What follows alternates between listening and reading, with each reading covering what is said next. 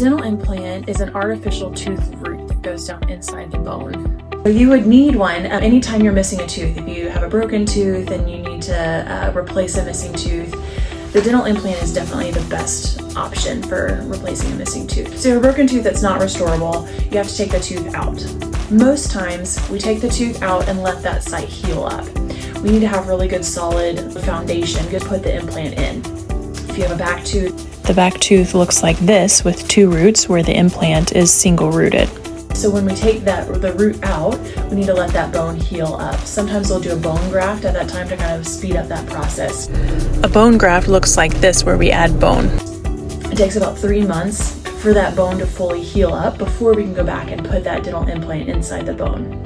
Once we place the implant inside the implant has grooves in it, and the bone has to grow into those grooves, locking it in place. You don't want to build a fence on a fence post that has wet cement around it, so you need to let the fence post set. And the thing with the implant, you need to let that bone grow in there, locking it in place. If you've broken a bone, you know that it takes about 8 weeks for a cast for that bone to heal up. Then we can build on top of it.